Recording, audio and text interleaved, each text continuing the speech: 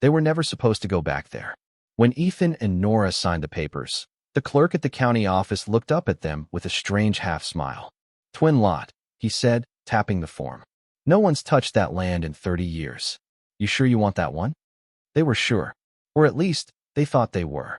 The property lay 20 miles outside of town, a stretch of wild grass, skeletal trees, and a single collapsing shed at the edge of a dry creek. The listing said unclaimed acreage, former homestead, and the price was laughably low, $1,200 for 6 acres. For Ethan, broke after his construction business failed, it sounded like salvation. For Nora, it was something else entirely, a chance to rebuild what their parents had lost. But when they arrived, silence greeted them. Not peaceful silence, but the kind that pressed against the skin, heavy and watching. Even the wind seemed to avoid that land. The shed was the first thing they saw. It leaned like a wounded animal, its roof split, its door hanging by a single hinge. A rusted sign, half buried in weeds, read Hollow Creek Farm, EST 1928. The rest of the property was empty except for the remnants of a barbed wire fence and the faint outline of a driveway swallowed by dirt and grass. "Feels like time forgot this place," Nora whispered, brushing a cobweb from the doorframe. Ethan forced a grin. "Good. Maybe time won't notice us fixing it up." But the grin faded when the wind shifted. A faint metallic clang echoed from inside the shed, sharp, deliberate, not the random noise of loose tin. They froze. Then it came again, softer this time, like something tapping from the dark. Ethan lifted the latch. The door creaked open, revealing a void of shadow and dust. The smell hit them first. Old oil, earth, and something faintly electric, like burnt wires. Inside, the air shimmered with dust motes caught in the slanting light. Broken tools hung from rusted nails. A collapsed workbench lay buried under a tarp. And at the far end, almost swallowed by darkness, sat something covered in a thick canvas sheet. Nora stepped closer, heart hammering. "Ethan," she whispered, "that doesn't look like farm equipment." Ethan didn't answer. He was staring at the outline beneath the tarp, tall, rectangular, with faint light glinting off what looked disturbingly like metal edges. Whatever it was, it didn't belong here. And deep down, they both felt it. They had just woken something that wanted to stay buried. The air inside the shed felt thicker the longer they stood there, like the place was holding its breath. Dust swirled lazily in the beams of sunlight that cut through the gaps in the roof. Ethan ran a hand along the edge of the tarp. The fabric was coarse, stiff with grime, and something sharp jutted from underneath. "Wait," Nora murmured, her voice low. "Maybe we should." But Ethan was already pulling. The tarp came away with a choking puff of dust, revealing what lay beneath. At first, it looked like a large wooden crate. But the surface wasn't ordinary wood. It was dark, polished, and bound at the corners with steel brackets engraved with symbols Ethan didn't recognize. A heavy lock, rusted but intact, sealed the front. "What the hell?" Ethan breathed. He knelt to inspect it, tracing one of the carvings, a looping pattern that almost looked like letters, but none he could read. "This isn't farm stuff." Nora crouched beside him, wiping dirt from the side of the box. Faint letters emerged beneath the grime. Not English. Not any language she knew. "Ethan," she whispered, "this looks old. Like really old." The lock was thick, the kind used on shipping containers or safes. Ethan tugged at it, but it barely budged. "We could try cutting it," he said. "With what? You left your tools in the truck." He sighed. "Then tomorrow." But neither of them moved. There was something magnetic about the crate, not just curiosity, but unease. A faint hum seemed to come from inside, so subtle that Nora thought it was her imagination. She pressed her ear against the side, and the wood was warm. She jerked back. "It's not cold." Ethan frowned, touched it himself, and froze. The air around them was chilly. The shed smelled of damp and rot. Yet the box radiated warmth, faint but steady, like the heartbeat of something sleeping. "That's impossible," he muttered. They stood in silence, the kind that makes you aware of your own pulse. Then, from somewhere deep inside the crate, came a sound.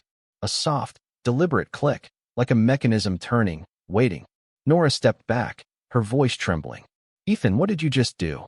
"I didn't touch anything." But when they looked down, the lock had shifted. Just slightly.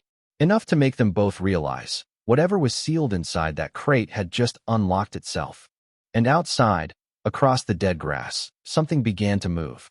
By the time the sun dipped below the hills, the shed had grown colder, the light inside turning a dusky gold that made the air look like liquid amber. Ethan and Nora hadn't spoken much since the lock had moved. They'd simply stared at it, that faint tilt of metal, that quiet proof that something inside had shifted on its own. Ethan finally threw the tarp back over it. "We'll deal with it tomorrow," he muttered. "It's probably some old mechanism expanding in the heat." Heat? Nora shot back. It was warm. The box was warm. In a shed that's colder than a fridge. He didn't answer. Instead, he turned and walked out into the evening, breathing hard.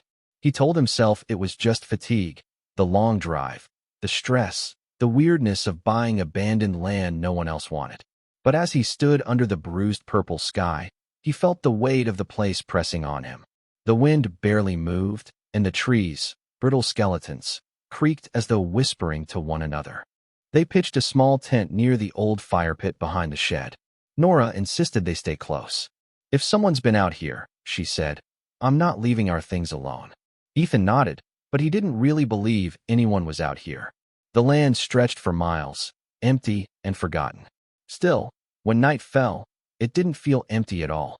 The first sound came just after midnight, a dull metallic clank from the direction of the shed. Ethan sat up instantly. Nora was already awake. "Did you hear that?" she whispered. He reached for the flashlight, clicked it on. The beam cut through the darkness, catching the outline of the shed about 30 feet away. The door, which he was sure he had latched, now stood slightly open. "Probably the wind," he said, but his voice was hollow. There was no wind, not even a breeze. The second sound was different, a dragging noise, like wood scraping against the dirt floor. Then a pause. Then another. Nora's hand found his in the dark. "Ethan, please tell me you locked it." I did." The flashlight flickered.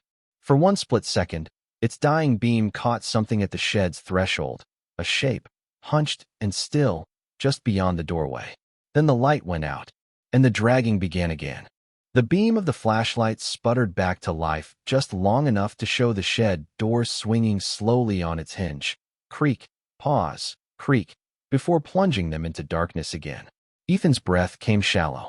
He could hear Nora's heartbeat beside him. It seemed louder than the night itself. "Stay here," he whispered. "The hell I will." But Ethan was already on his feet, gripping the flashlight like a weapon. He crept toward the shed, each step crunching softly in the dirt. The door moved again, a whisper against the silence. When he reached it, he hesitated. Part of him wanted to slam it shut, padlock it, never open it again. But curiosity, reckless and stubborn, drove him forward. He pushed the door wide. The beam of the flashlight skimmed across the interior, dust clouds, broken shelves, the faint outline of the tarp still covering the crate. Everything looked the same, except for one thing. The crate had moved. It now sat several inches away from where they'd left it, leaving a clean, rectangular scar in the dust beneath. Ethan's mouth went dry. "That's not possible," he whispered. "It weighs a ton." Behind him, Nora's voice trembled. "Ethan, look." He turned the flashlight toward where she pointed, the floor. The boards near the crate were warped, and in the middle, a faint outline curved into a perfect rectangle. It wasn't a crack or damage. It was a seam. Ethan knelt and brushed the dust away. The seam formed a hatch, complete with a small iron ring half buried in grime. A hidden door. "What the hell?" He tugged, but the ring wouldn't budge. Rust fused it to the wood like a scar. "Help me." Together they pulled until it groaned open, releasing a puff of air so stale and cold it burned their throats. Beneath the hatch, the beam of the flashlight revealed a narrow staircase, wood reinforced with iron, descending into the dark. "Who builds a cellar under a shed?" Nora murmured. Ethan swallowed hard. Someone who had something to hide. As they stared into the abyss below, a faint draft rose from the opening, carrying with it the unmistakable scent of oil, metal, and something faintly sweet, like old perfume. Then, from deep down in the darkness, something clicked, echoing upward like a clock winding itself awake. And the crate beside them shifted again, this time by itself. The sound echoed up from the darkness like a slow exhale, click, click, click, steady and mechanical, fading only to rise again, as though something deep below had just begun to move after decades of sleep. Ethan and Nora stood frozen over the open hatch, their flashlight trembling in Ethan's hand.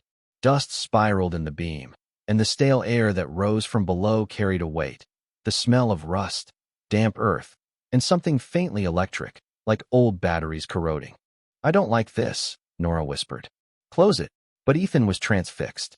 "There's power down there." "That's impossible. There's no electricity here." He aimed the light downward again. The stairs disappeared into shadow after only a few steps, the darkness thick as liquid. But along the wall, faintly, he thought he saw something shimmer. A metal pipe? A wire? "We have to see what's down there." Nora grabbed his arm. "Ethan, no. Whatever this is, it's not ours. We bought land, not this." He hesitated, torn between fear and that pull of obsession he couldn't quite explain. The shed, the crate, the strange heat. It all formed a puzzle that whispered directly to something inside him. He had to know. He found a lantern on one of the shelves, half full of oil.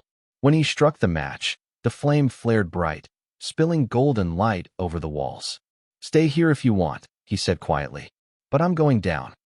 Nora looked at him for a long moment. Her twin, stubborn as he'd been since they were children, and sighed. "You're not going alone." They descended together. Each step groaned beneath their weight. The light flickered across old cobwebs, the glint of nails, and what looked like thick electrical cables running along the wall. Cables that pulsed faintly, almost as if carrying a weak current. Halfway down, Nora froze. "Ethan." She was staring at the wall. Carved into the wood were symbols, the same looping markings from the crate upstairs, only larger, burned deep into the grain. Some looked like circles, others like spirals, and in the middle, a single word written in English. "Return." Before Ethan could react, the air below shifted, a faint mechanical hum, then a flicker of light from somewhere deep beneath them. Something was turning on. The humming grew louder the deeper they went, vibrating through the narrow wooden stairs until Ethan could feel it in his bones. It wasn't the sound of machinery, not quite. It was lower, steadier, like a pulse. At the bottom, the staircase ended abruptly, opening into a chamber carved from the earth itself. The walls were packed dirt reinforced with timber beams, and the lantern light glimmered off something unexpected, metal. Panels embedded into the ground, curved and smooth, like pieces of a machine buried alive. "Jesus," Ethan whispered. "What is this place?" The floor was uneven, covered in dust and fragments of wood. But in the center stood a large metal cylinder, half sunk into the soil, connected to those faintly pulsing cables they'd seen along the wall. Its surface was covered in grime and rust, but faint lines of blue light pulsed beneath it, running like veins. Nora moved closer, her voice trembling. "This doesn't make sense. Who would build this under a farm?" Ethan brushed his hand across the cylinder's surface. The metal was cold, but beneath it, movement. He felt it, a faint, rhythmic vibration, as if something was turning, alive but dormant. On the wall behind it, half buried under collapsed timber, he noticed a wooden cabinet. Inside, among jars of oil and tools turned to dust, lay papers, yellowed, brittle, edges curled by moisture. He picked one up, careful not to tear it. The writing was cramped and frantic. April 3rd, 1957, it failed again. "The sequence won't stabilize. But it knows I'm close. If this works, they'll call it madness until they see it." Another note, written days later. "It hums when I sleep. It wants to open." Nora stepped closer, reading over his shoulder. "What wants to open?" Ethan turned back toward the cylinder. The blue light had grown brighter. Slowly, a seam appeared along its side. A vertical line splitting open, air hissing softly from within. "Ethan," Nora said, backing away, "we need to go? Right now?" He didn't move. The light was hypnotic, almost beautiful. Then, with a deep metallic groan, the cylinder's face began to part. Not like a door, but like the lid of a pod. A rush of cold air swept over them, carrying a scent that wasn't of this place. Clean, sharp, sterile. And inside that pod, something shifted. For a heartbeat, everything froze. The air hung still, the lantern flame wavered, and the hum from the cylinder deepened into a low mechanical growl that made the ground tremble beneath their feet. The seam widened. A hiss of pressurized air escaped, carrying with it a faint vapor that curled through the light like ghostly smoke. Ethan lifted the lantern higher. The light slid across the curved interior of the pod, glass panels fogged from inside, metal conduits running through the walls, and in the middle, something lying motionless. Nora's voice cracked. "Ethan, is that a person?" He stepped closer despite every instinct screaming no. The figure inside was human-shaped but wrong in the smallest, most disturbing ways. Its skin was pale, translucent even, stretched too tightly across the bones. Tubes connected its limbs to the walls of the pod, feeding into metal ports that glimmered with faint blue light. It wasn't dead, not exactly, because as Ethan leaned in, the figure's chest moved. Barely, just a small, shallow rise and fall, but enough. The breath hitched in his throat. "It's alive." Nora stumbled back, the lantern light shaking wildly. "Ethan, close it. Close it now." "I can't," he said, voice hollow. "It's opening on its own." The hiss intensified, and the pod lid lifted fully, revealing the thing inside. Its eyes, closed moments ago, snapped open with a wet gasp. They weren't human eyes. The pupils were too narrow, the color too deep, a kind of metallic silver that caught and reflected every flicker of light. For a moment it didn't move. Then its hand twitched, fingers curling like the slow awakening of a machine long dormant. Ethan stumbled backward, tripping over a fallen beam. Nora screamed his name. The lantern fell, its glass cracking, the flame dimming but not dying. The figure sat up. The sound it made was like air being forced through broken pipes. Not speech, not breath, something in between. It looked directly at them. And then, impossibly, it spoke. A single word, low and distorted, as though passing through metal. "Return." The same word carved into the wall. Ethan's mind went blank. He grabbed Nora's arm. "Run." But as they turned toward the stairs, every light in the chamber flared bright blue, and the hatch above them slammed shut. The clang of the hatch above them rang like a gunshot in the small chamber, sealing off the last breath of night air. The blue glow from the pod washed across the dirt walls, throwing ghost-like shadows that pulsed with every flicker of the machine's light. "Ethan," Nora's voice broke, the single word torn between fear and disbelief. She sprinted to the stairs and threw her shoulder against the wooden boards. They didn't move. She tried again, harder this time, the impact echoing through the confined space. "It's locked from the outside." Ethan didn't answer. He couldn't. His gaze was fixed on the figure that had risen from the pod. It stood motionless, pale skin slick with condensation, the tubes that had fed into it now hanging loose like veins torn from the walls. Its chest heaved once, twice, as if relearning how to breathe. Then it turned toward them. "Ethan," Nora whispered again, "it knows we're here." The figure took a step forward. Its movements were strangely deliberate, too smooth, too measured, like someone mimicking what walking was supposed to look like. Each step left a faint indentation in the damp earth, small bursts of vapor rising from its feet where it touched the ground. "Stay back," Ethan shouted. He grabbed a rusted pipe from the floor, holding it out like a weapon. The figure stopped. The silver eyes blinked once, slowly. Then it raised one hand, not in attack, but in recognition. "Return," it said again, the voice clearer this time, metallic yet eerily calm. "Return what is mine." Nora backed into the corner. "What is it talking about?" Ethan's throat was dry. I don't know." The creature tilted its head. The surface was sealed. The keeper disobeyed. Its tone shifted, almost mournful. "You should not be here." Then, before they could react, the blue veins of light along the cables surged, brighter, harsher, and the chamber began to tremble. Dust rained from above. The creature turned toward the cylinder it had emerged from and pressed its hand to a small, glowing panel. The cables snaked to life, energy crackling through them, racing up toward the ceiling. And somewhere above, beyond the sealed hatch, they heard the shed itself begin to hum. The hum spread through the floor like a living heartbeat. It pulsed up the walls, rattling loose boards, vibrating through Ethan's ribs until it hurt to breathe. The blue light intensified, strobing through the dirt chamber like a storm trapped underground. Nora covered her ears. "What's happening?" The creature didn't answer. It stood before the glowing cylinder, eyes half closed, as though listening to something only it could hear. Ethan felt the floor shift beneath him. Not collapse, not quake, but move, as if something beneath the earth was turning. He stumbled toward the cabinet of old papers, desperate for sense. Pages fluttered in the artificial wind. He grabbed one at random. Diagrams, blueprints sketched in pencil, annotated with wild handwriting. Phase core, human anchor, preservation through resonance. Another note, scrawled in darker ink. The host must remain sealed. If it wakes before alignment, we all return. Return. That word again. Always that word. Ethan. Nora's shout snapped him back. She pointed upward.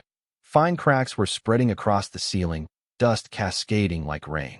The cables pulsed brighter with each beat. The creature turned back toward them, expressionless. You must leave, it said. Before it remembers. Before what remembers? Ethan demanded. The creature blinked, slow and mechanical. The other one. Nora's stomach dropped. There's another one down here? Not down, the thing said. Above. The hum deepened to a growl. Tools shook loose from the shelves. Ethan grabbed Nora's hand and pulled her toward the stairs, slamming his shoulder against the hatch again. It groaned this time, the first hint of give. He pushed harder. Help me. They heaved together until a corner of the hatch splintered, light slicing through. Cold air rushed in from outside. Nora clawed at the gap, forcing it wider, until her arm broke through to open sky. Then, silence.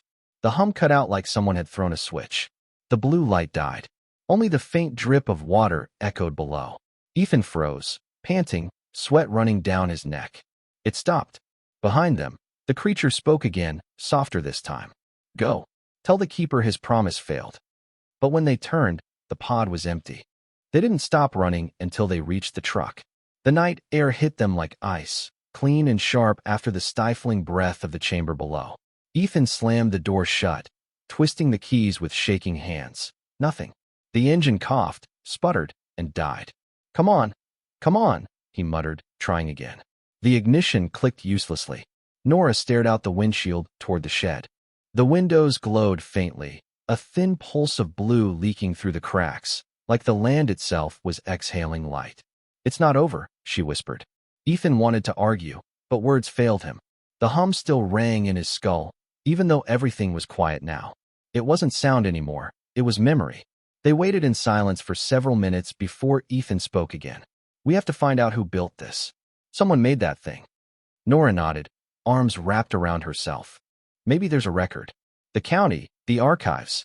But Ethan was already thinking of something else. He remembered the cabinet of papers, the one full of letters and diagrams. There were names in that pile, he said. Maybe one of them still on record. When dawn broke, they returned. The air around the shed was still, heavy, the grass pressed flat in strange circular patterns, as though something beneath had risen and settled again. Inside, the hatch stood open, the stairs yawning into darkness, empty. The cylinder had gone dark, cold metal once more. But the cabinet remained. Ethan rifled through the pages until he found a small leather-bound notebook, its edges charred by time. On the first page, in cramped, shaky handwriting, was a name. Dr. Henry Merrow, Hollow Creek Facility, 1956. The next page held only a single line, written in darker ink. The body is not the machine. The mind is. Ethan looked up, meeting Nora's eyes. This wasn't a farm, he said quietly. It was a lab. She swallowed hard. And that thing down there, he nodded slowly, was one of his experiments.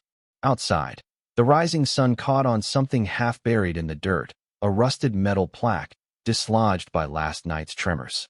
Nora knelt, brushing away the soil until the words appeared. Property of Hollow Creek Resonance Project. Do not disturb. And underneath, barely visible in the corrosion, a single word etched by hand. Return. The old county clerk looked at Ethan and Nora like they'd brought a ghost into his office. The man was thin, his gray hair plastered flat, his fingers trembling slightly as he thumbed through the brittle pages of the property archives. You said Hollow Creek? He asked finally, not looking up. That land hasn't been registered active since the 50s. You sure that's where you were? Ethan leaned forward. We bought it legally. Deed transfer went through last month. The clerk's eyes flicked up then, sharp, suddenly very awake. Then somebody made a mistake. That land's restricted. It was federal property once. They must have delisted it by accident. Federal? Nora asked. Like military? The man hesitated. Not exactly. Some kind of research lease. Government-funded, privately operated. The name on the file matches what you said, Dr. Henry Merrill. Ethan slid the charred notebook across the desk. We found this. The clerk's expression changed instantly. Fear, or maybe recognition. His fingers hovered over the cover, but didn't touch it. You shouldn't have that, he whispered. They shut Hollow Creek down for a reason. What reason? Ethan demanded. He swallowed hard. They said there was an explosion. But my father worked for the county back then. He said it wasn't an accident. Said the ground started humming before it went dark. No one was allowed back for weeks. Ethan and Nora exchanged a look. The clerk rubbed his temples. If you're smart, you'll stay away from that land. People went missing. Inspectors, contractors, even a sheriff's deputy. The reports all vanished. Sealed, they said. Whatever they were building under that farm, it wasn't meant for people like us to understand. Ethan opened the notebook again, flipping to the middle pages. Inside were sketches, human silhouettes surrounded by circular diagrams, arcs labeled resonance fields, neural echo, phase memory. One line stood out. We can preserve the mind through frequency, store it, recall it, perhaps even return it. Nora's breath caught. Ethan, that thing we saw down there wasn't human anymore, he finished. The clerk pushed the notebook back toward them, voice barely above a whisper. Dr. Merrow believed he could cheat death. Outside, as they left the courthouse, Ethan glanced toward the distant hills. The air shimmered faintly above their land, as if the soil itself were vibrating. And far away, in the empty shed, the hum began again. By the time Ethan and Nora returned to the property, dusk was falling again. The world looked ordinary, too ordinary. The kind of stillness that feels staged. Crickets buzzed, the wind brushed the grass, but the air beneath it all pulsed faintly, almost below hearing range. It wasn't sound, it was vibration, a rhythm their bones could feel. Nora climbed out of the truck slowly, eyes locked on the shed. Do you hear it? Ethan nodded. It's stronger now. They approached cautiously. The shed door stood ajar, just as they'd left it, but inside the air had changed. It smelled of ozone and old copper, like the inside of an electrical storm. Dust hung suspended, barely moving, as if gravity itself hesitated. The open hatch yawned in the floor. Blue light flickered faintly from below, weak and irregular, as though the pulse of whatever was beneath them was trying to restart. Nora crouched by the edge, peering down. What if it's calling us back? Ethan's jaw tightened. Then we find out why. He descended first, lantern in hand. The chamber below was quieter now, almost peaceful. The cylinder sat dormant in the center, the pod empty and cold. But the cables, those strange veins of light, had spread.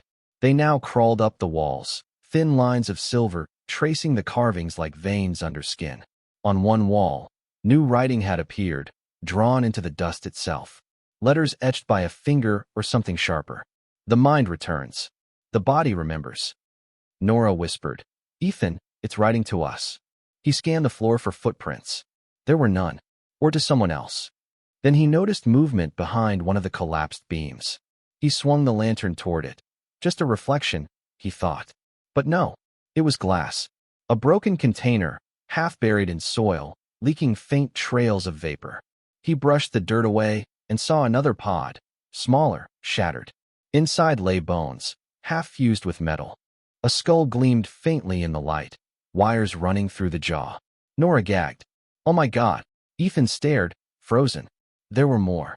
The hum grew again, vibrating through the earth, louder now, no longer faint, no longer distant. The light on the cables pulsed in sync with it, faster and faster, until the ground itself seemed to beat like a heart. Then, from above, they heard the unmistakable sound of footsteps in the shed. Slow, heavy, deliberate. And then, two voices. One of them was Ethan's. Nora froze mid-breath. The footsteps creaked across the old boards overhead, weight shifting, dust falling in soft drifts from the ceiling. Ethan lifted the lantern, eyes wide. He could see the vibrations with each step, dust sifting down in rhythmic pulses. Then came the voice. Nora, you down there? Her blood ran cold. It wasn't just the sound of her brother's voice. It was Ethan's voice, tone, rhythm, even the nervous edge in it. But Ethan stood right beside her, his own face pale in the blue light. He mouthed the words silently. "That's me." They stared upward, listening. The steps moved closer to the hatch. The sound of something dragging. The crate? Then a pause. "It's clear now," the voice said softly. "Come back up." Ethan swallowed hard. "We're not alone." The lantern's light flickered. Nora's eyes darted to the cables. The pulsing had changed, no longer random, but synchronized, steady as a heartbeat. The light patterns along the walls formed a rhythm that seemed to mirror the sound of footsteps above. A thought struck her like lightning. "Ethan, what if that's not an echo?" He frowned. "What do you mean?" She pointed to the writing on the wall. "The mind returns. The body remembers. It's not copying your voice," she said. "It's replaying it." Ethan looked back toward the stairs. The voice came again, closer now, louder, clearer. "Please, Nora, we have to finish the sequence." The lantern dimmed as the hum deepened, and for a heartbeat, Ethan saw something impossible, a shimmer in the air halfway up the staircase, like heat over asphalt, bending the light. In that distortion, a shape flickered, his own outline, distorted and hollow, standing exactly where the voice came from. He stumbled back. It's me." The apparition tilted its head, as if studying him. Then it smiled, a perfect replica of his own smile, and began descending the stairs. Nora grabbed his arm. "Run." Ethan hesitated only a moment, long enough to see his double's eyes, hollow, silver, inhuman, before the lantern flared and went out. In the darkness, the hum became a voice. Dozens of them now, whispering in unison from the walls, from the cables, from the very earth beneath them. "Return, return, return." And the real Ethan realized with dawning horror, the experiment had already begun again. The darkness seemed alive, pulsing with whispers that circled the chamber like insects. Ethan fumbled with the lantern, hands slick with sweat, but the flint sparked only weakly. The voices grew louder, echoing phrases that made no sense, yet struck something primal in him. The mind repeats. The vessel divides. Memory must return. When the lantern finally caught, its trembling light fell on two Ethans. The other one stood halfway down the stairs, identical in every detail. The same torn jacket, the same streak of dirt across the cheek, but his expression was wrong. The smile was too calm, the eyes too knowing. He didn't blink. Nora gasped, backing away until her shoulders hit the cold metal cylinder. "Ethan, it's you. I see it." His voice came out as a whisper, dry and strained. He raised the lantern higher, the light wavering between them. "Who are you?" The reflection spoke without hesitation. "The part you left behind." Ethan's throat tightened. "What does that mean?" He divided the mind. The other said, stepping closer. The voice had the same timbre, but layered, as though several people spoke through him at once. He wanted to store thought, not flesh. But every echo needs an anchor. "You opened the door. You became mine." Nora's breath came fast. "Ethan, it's talking about Dr. Marrow." The double's eyes flicked to her, silver glinting. The keeper failed. The sequence fractured. The echoes scattered. Then, turning back to Ethan, it smiled again. "You are a perfect copy." Ethan shook his head violently. "No, I'm real." The walls around them shuddered as if in response, dust raining down from the beams. The blue light flared again, and the carvings began to move, not physically, but their lines shimmered, rearranging like circuitry. The cables pulsed brighter. "One of you must return," the echo said softly. The light from the lantern flickered and dimmed. Ethan could see his own face, his own terrified eyes, looking back at him, closer now, too close. Then the echo lifted its hand and pressed its palm against his chest. Ethan's mind exploded with noise, voices, memories, not all his own. Flashes of other lives, other versions. Fields, laboratories, the hum of machines. And somewhere among the chaos, Dr. Marrow's voice whispered, "Frequency sustains consciousness. But if the field collapses," the echo finished for him, voice merging with Ethan's. "Both are erased." The lantern burst like a flare, light bleeding out in violent pulses that threw the walls into motion. For a second, Ethan saw everything at once. The pod, the carvings, the ghost of his own face shimmering like heat haze, and the faint outline of Dr. Marrow, standing at the edge of vision, frozen in an impossible fragment of time. Then the room convulsed. The cables along the walls writhed like veins under a giant's skin. The floorboards cracked, light seeping through them in blue fissures that pulsed to the rhythm of a heartbeat far below.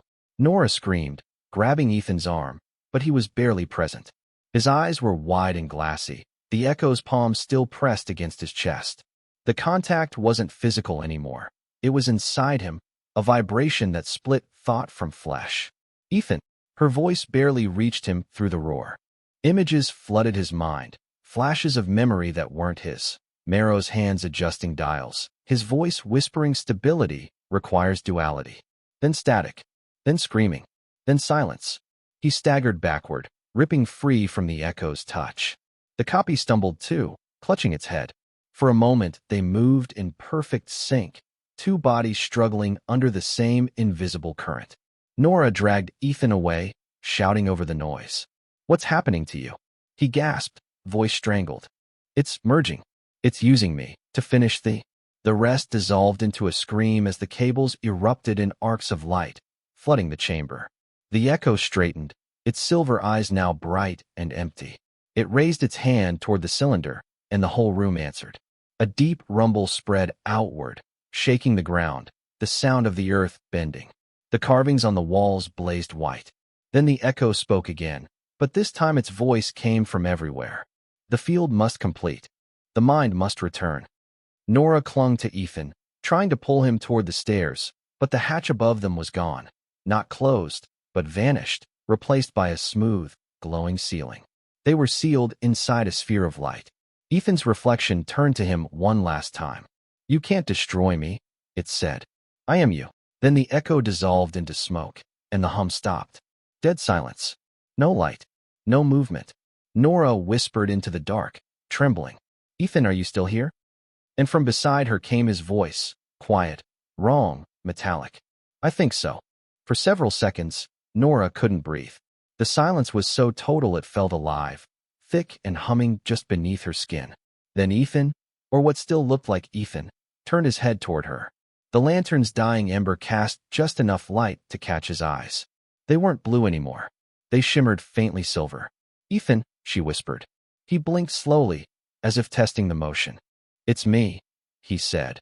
But the voice carried an unnatural resonance, a second tone beneath the first, like two overlapping recordings. "I think I'm okay." "You don't sound okay." He rubbed at his temples, grimacing. "There's noise, like something else inside my head." He looked around. The chamber was still, the cables dim and lifeless. "I think it's gone." The field collapsed. But then, faintly, the air shifted. A vibration rolled through the floor, soft, rhythmic. Not mechanical this time. Organic. "Ethan," Nora said quietly, "what if it didn't collapse? What if it moved?" Before he could answer, a soft crackle filled the air. It wasn't coming from the walls. It came from Ethan himself. His pupils flickered faintly, pulsing with light. Then, beneath the static, a whisper bled through, not from his mouth, but from the air around him. The signal found anchor. Continuity sustained. Nora stumbled back. What did it just say? "Ethan." He pressed his hands to his ears, shouting, "I can hear it. It's inside my head." The cables on the walls flickered again, faint sparks jumping between them.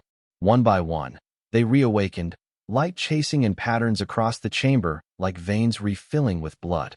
The hum returned, not the deep, mechanical drone from before, but something faster, sharper, pulsing in sync with Ethan's heartbeat. Nora ran to him, gripping his shoulders. "Fight it. You're stronger than this." He looked at her, eyes bright and distant. "I don't think I'm supposed to." "What?" "She's calling." "Who's calling?" The lights surged, flooding the chamber in blinding blue. Ethan's body stiffened, head tilting upward. When he spoke again, it wasn't his voice. It was layered, deeper, impossibly calm. "The keeper has returned. The bridge is open." And then, from far above the buried chamber, the ground itself answered, with a deep, echoing thrum. Something vast had awakened. The thrum rolled across the land like thunder trapped beneath the earth. It rattled the shed's foundation, cracked the dry creek bed outside, and sent waves through the air so low and deep Nora felt them in her teeth. She shielded her eyes as blue light burst from the cracks in the floor. The glow climbed up Ethan's legs like fire running through veins, spreading to his chest, his throat, until it reached his face. He didn't scream. He only whispered, "It's aligning. Ethan, stop."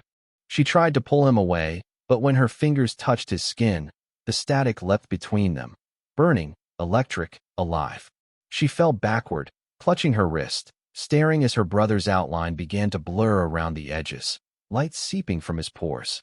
The hum changed pitch, rising, building into something orchestral, layers of frequency weaving together into a single tone that wasn't sound but communication.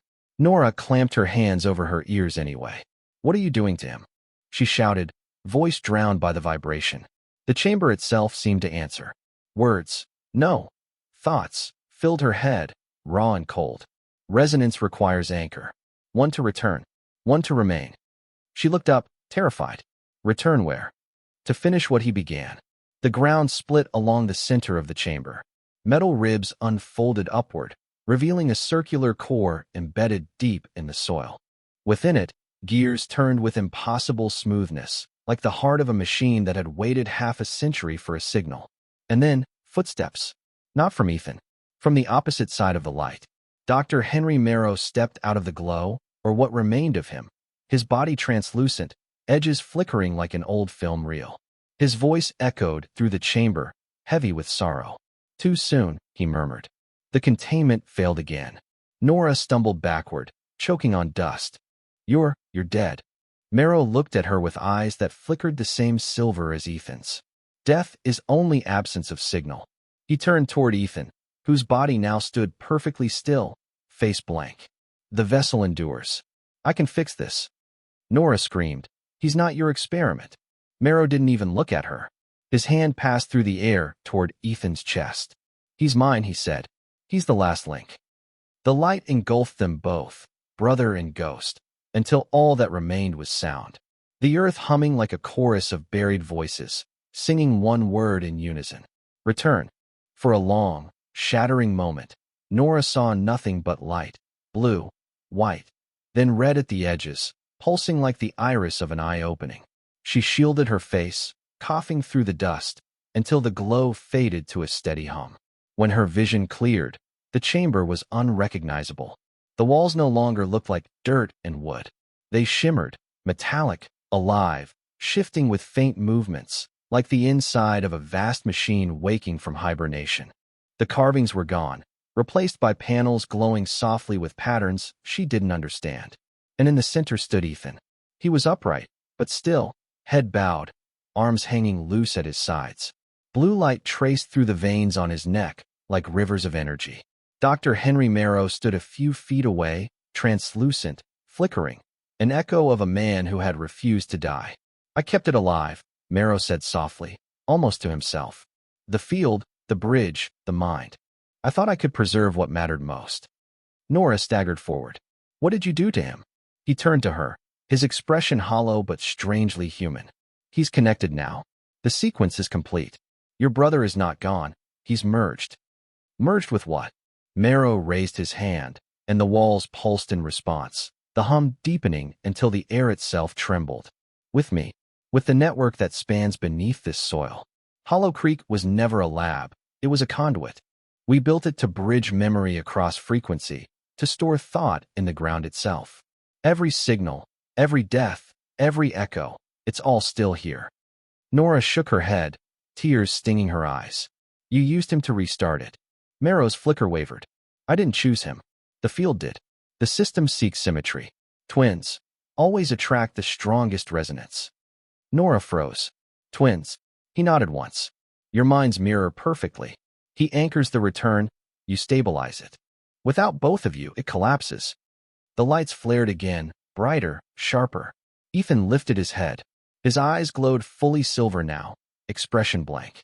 When he spoke, it wasn't his voice, but many, Marrow's among them. Resonance complete. Sequence stabilizing. The ground trembled violently. Panels folded back, revealing depths of impossible light. Nora screamed over the roar. "Ethan, please, wake up." For a split second, his expression changed. His hand twitched toward her, lips parting in a whisper that wasn't quite his own. "Run."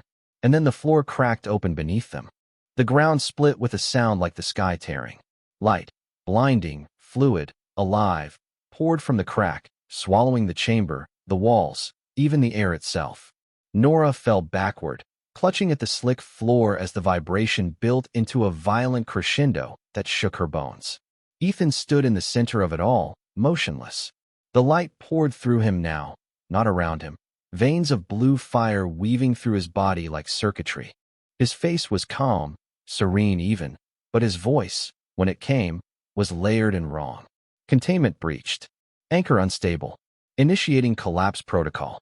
Nora crawled toward him, screaming over the noise. Ethan, you're not a machine. Fight it. Marrow's flickering projections surged brighter, his outline fraying like smoke in a wind. He can't fight it now.